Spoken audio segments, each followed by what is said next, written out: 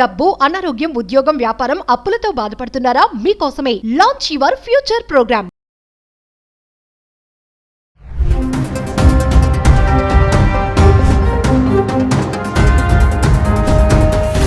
నమస్తే, welcome back to Suman TV. Present మనతో పాటు ఉన్నారు అనలిస్ట్ మందర్ కృష్ణారెడ్డి గారు.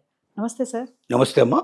సార్, ట్రంప్ తీసుకున్నటువంటి H1B వీసా నిర్ణయాలు ఏదైతే ఉన్నాయో, మరి భారతదేశంలో ఉండేటటువంటి ఈ పెళ్లిళ్ళు కూడా రద్దు అయ్యే దిశగా కూడా వెళ్తున్నాయి అని అంటే ఏం చెప్తారు మీరు?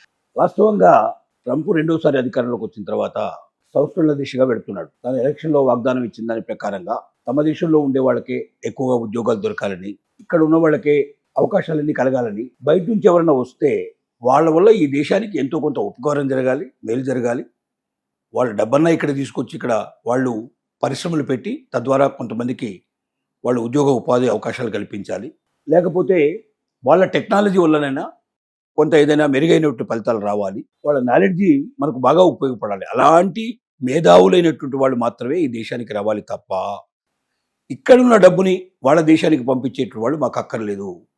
ఇలాంటి వాళ్ళందరినీ మేము ఏరి పారేస్తాం అన్నట్టు కంకణం కట్టుకొని అసలు వలస వచ్చినట్టు వాళ్ళు ఎక్కడికి ఉన్నారో ఏరి వాళ్ళకి సంఖ్యలు వేసి మరీ తీసుకెళ్ళి ఆ దేశాల్లో వదిలిపెట్టి వెళ్ళిపోయినట్టు సంఘటనలు మనం చూసాం. అంతకుముందు అమెరికా మోజు విపరీతంగా ఉండేది. అమెరికా పెళ్లి కొడుకు అనే పెళ్లి కూతురు అంటే ఎగిరిగంతేసే పరిస్థితులు ఉండేవి.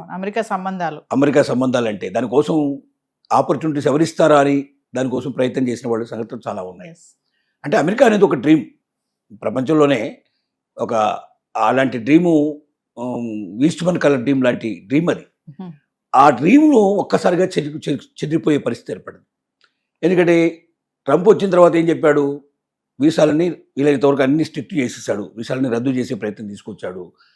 నిన్న మనం చూసినటువంటి పరిస్థితి లోపల H1B వీసాలకి $1,00,000 కట్టమన్నాడు. ముందేనేమో ప్రతి సంవత్సరం $1,00,000 కట్టమన్నాడు.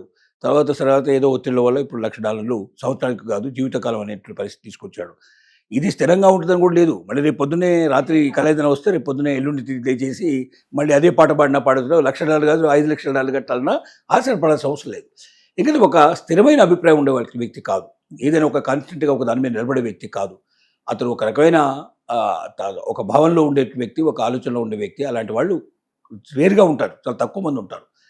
అంటే తను అనుకున్నది సాధించాలి, తన మంకుపట్టు, తను ఏది మనసులో అనుకుంటే అది నెరవేరాలి అనేటువంటి భావంలో ఉన్న వ్యక్తి. దానికి ముందు ఆలోచించాల్సి చాలా ఉంది. ఒక పెద్ద రాజ్యం, ఆ రాజ్యం తన చేతిలో ఉంది. దాని ప్రపంచంలోనే నెంబర్ 1 ప్లేస్లో ఉన్న రాజ్యం. దాన్ని తను పరిపాలిస్తున్నప్పుడు తను తీసుకునే ప్రతి నిర్ణయం ప్రపంచ ప్రజలందరూ హర్షించేట్టుగా ఉండాలి. తర్వాత తన దేశ ప్రజలు కూడా అర్థించేట్టు ఉండాలి. ఈ దేశానికి మేలు జరిగేటట్టు ఉండాలి. ఇప్పుడు అసలు తీసుకున్న నిర్ణయాల్లో చాలా నిర్ణయాలు ఒక రకంగా అతనికి మంచిగా అనిపించినా కూడా ఇంకొక రకంగా దేశాన్ని చెరుపు తీసుకొస్తున్నాయి. ఆ దేశం ఉంటే ఇతరులకి చాలా ఇబ్బంది కలిగే పరిస్థితుల్లో అసలు అమెరికానా అమ్మ వద్దురా బాబు మనకు అనే పరిస్థితి ఏర్పడుతుంది సిచ్యువేషన్. ఈ సిచ్యువేషన్లో ఎవరైనా అమెరికా సంబంధం అంటే 100 సార్లు ఆలోచించాల్సిన పరిస్థితి ఏర్పడింది. ఎందుకంటే చదువుకుంటున్నాడు అనుకున్నాడు. చాలామంది ఏంటంటే అక్కడ చదువుకోవడానికి పోయిన వాళ్ళు కూడా చాలామంది మ్యారేజ్ ఇక్కడ చదువుకోవడానికి పోయాడు కదా, ఏదో ఒక ఉద్యోగం చేస్తాడే కదా తప్పనిసరిగా అని చెప్పి ఇప్పటి నుంచే ఆ సంబంధాన్ని ఖాయం చేసుకునే ప్రయత్నాలు కొంతమంది చేసేవాళ్ళు. రెండోది, అక్కడ ఉద్యోగం వచ్చిందంటే ఇక ఉద్యోగం ఉంది కదా, ఆ ఉద్యోగం కూడా అయిపోతే ఇంకొక ఉద్యోగం చూసుకుంటాడు. అమెరికాలో ఒకసారి ఎంటర్ అయిన తర్వాత బయటికి రావాల్సిన అవసరం లేదు, ఇక అక్కడే ఉంటాడు. అంటే కోట్ల మీదనే సంపాదన చేస్తాడు, మా అమ్మాయిని కూడా అంత గొప్పగా సుఖపెడతాడు అనేటువంటి భావంతో చాలామంది ఉంటారు. అలాంటి పరిస్థితుల్లో ఉన్న సందర్భంలో అమెరికాలో ట్రంప్ ప్రవేశించినప్పటి నుంచి తల్లిదండ్రులు ఇంకొక ఆలోచనలో పడ్డారు. మన అమ్మాయిని కానీ అబ్బాయిని కానీ అక్కడికి మనం పంపిద్దామా అక్కర్లేదా, అక్కడ మ్యారేజ్ చేద్దామా లేదా, అక్కడ వాళ్ళతో మనం సంబంధం కలుపుకుందామా లేదా, దాని ఎంతకాలం ఉద్యోగం ఉంటుంది, ఎంతకాలం ఆ వీసా ఉంటుంది, చదువు పూర్తి చేయగలడా లేదా, ఉద్యోగం వస్తుందా లేదా, వచ్చినా ఉద్యోగం ఉంటుందా లేదా, ఇలా 100 ప్రశ్నలు వేసే పరిస్థితులు ఉంటాయి. దానికి తోడు రోజుకు ఒక రకమైన కొత్త వార్త, వారం కొత్త వార్తలు వినడం వల్ల కూడా భయం వేసే పరిస్థితి ఏర్పడింది. ఈ భయానక పరిస్థితిలో ఇప్పుడు ఏంటంటే మ్యారేజ్ బ్యూరోల్లో కూడా ఎవరైతే ఈ అమెరికా సంబంధాలు చూసే వెంకు ఇంతకుముందు ఎంత డిమాండ్ ఉండేదంటే అసలు వీళ్ళు 100 సార్లు రిక్వెస్ట్ చేస్తే కానీ వీళ్ళకి అవకాశం కల్పించేవాళ్ళు ఒక సంబంధం గురించి చెప్పడానికి. ఇప్పుడు వాళ్ళే వెంటబడి వీళ్ళు ప్రయత్నం చేస్తున్నా కూడా వీళ్ళు వినడానికి సిద్ధంగా లేనటువంటి స్థితికి వచ్చేసింది. అమెరికా సంబంధాలు ఇక మాకు వద్దు, ఎందుకంటే జీవితం ఎప్పుడు కూడా ఆర్థిక సంబంధాలతో ఎక్కువ ముడిపడి ఉన్న పరిస్థితులు. అమెరికాలో ఎవడో ఉన్నట్టు వాడు గుణవంతుడా కాదా, వాడు ఎలాంటి వాడు ఎవడు చూడు. ఎందుకంటే అమెరికా లాంటి దేశంలో తాగడం అనేది చాలా చిన్న విషయం, సిగరెట్ తాగడం కానీ లేకపోతే మందు తాగడం కానీ ఇలాంటి చాలా విషయాలు. ఇది కాకుండా గర్ల్ ఫ్రెండ్స్ ఉంటాం కానీ లేకపోతే కాస్త జాయిలీగా ఉంటాం, సోషల్గా ఉంటాం, ఇలాంటివన్నీ చాలా చిన్న విషయాలు. అసలు అక్కడ ఎవరు దాన్ని సీరియస్గా తీసుకోరు. ఉమ్. ఎవరికైనా చెప్పినా కూడా నవ్వేస్తారు. కానీ అక్కడ ఉండే వాళ్ళందరికీ దాదాపుగా అలాంటి లైఫ్ అనిపిస్తారు కాబట్టి వాళ్ళకి పెద్ద ప్రాబ్లం ఉండదు. అలాంటి పరిస్థితుల్లో వాటిని కూడా అధిగమించి అల్లుడు ఎలాగా ఉన్నా పర్లేదు, ఉన్నాడు కదా, అమెరికా అల్లుడు అయితే చాలు అనే భావనలో కూడా చాలామంది కాంప్రమైజ్ అయిన వాళ్ళు ఉన్నారు. అందరి అల్లుళ్ళు అలా చేస్తారు కానీ మా అల్లుడు అలా ఎందుకు చేస్తాడు అని చెప్పి భావించే వాళ్ళు కూడా కొంతమంది ఉన్నారు. ఇలా అనేక రకాల ఆలోచనలతోటి అమెరికా సంబంధమే కావాలని కోరుకుని పట్టుబట్టి మ్యారేజ్ బ్యూరోల చుట్టూ తిరిగి, లేదా అమెరికాలో వాళ్ళు తెలిసిన వాళ్ళకి ఎవరికైనా చెప్పి వాళ్ళ వెంటబడి వేధించి కూడా అలాంటి సంబంధాలు చూసేటువంటి ప్రయత్నాలు చేశారు. ఇప్పుడు మాత్రం రివర్స్ అయ్యే పరిస్థితి ఏర్పడింది. అమెరికా సంబంధమా మాకొద్దు బాబు అనేటువంటి ఏర్పడింది. ఎందుకంటే స్థిరంగా లేని జీవితం, Yes. ఎప్పుడు ఊడిపోతుందో తెలియనట్లు ఉద్యోగం, ఎప్పుడు అయిపోతుందో ఎప్పుడు వెళ్ళిపోతుందో తెలియని వీసా, ఎప్పుడు మారిపోతుందో తెలియదు. అంటే ట్రంప్ ఆలోచనలు బట్టి అక్కడ వాళ్ళ జీవితాలు ఆధారపడి ఉన్నాయి. ఒక వ్యక్తి తీసుకునే నిర్ణయాల మీద ఇన్ని లక్షల కోట్ల మంది జీవితాలు ఆధారపడి ఉన్నాయి. కాబట్టి ఇలాంటి ఒక స్థిరమైన నమ్మకం లేనటువంటి వాటి కోసం మనం ప్రయత్నం చేయడం అనవసరం.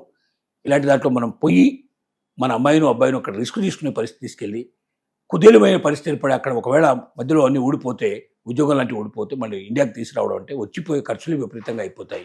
ఇక్కడికి వచ్చి స్థిరపడడం కూడా కష్టమైన పరిస్థితి ఏర్పడుతుంది. దీనికన్నా ఇక్కడే ఎవరినొకరిని చూసుకొని మనం సంబంధాన్ని ఖాయం చేసుకుంటే బెటర్ అనే నిర్ణయానికి వచ్చాను.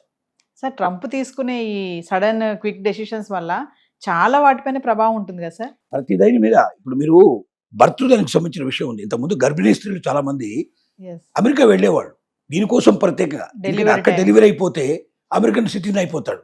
ఎస్. అంటే ఏ కష్టం లేకుండా ఎదురు చూడాల్సిన అవసరం లేకుండా ఆల్రెడీ సిటిజన్షిప్ వచ్చేస్తుంది. బై బర్త్ సిటిజన్షిప్ వచ్చేస్తుంది. బిడ్డకు సిటిజన్షిప్ వచ్చినప్పుడు ఆ బిడ్డను చూసుకోవడానికి కనీసం 5 ఏళ్ల పాటు 10 ఏళ్ల పాటు బిడ్డ పెరిగేప్పుడు తల్లికి కూడా ఖచ్చితంగా వీసా ఇవ్వాల్సిన పరిస్థితి ఏర్పడుతుంది. ఎస్.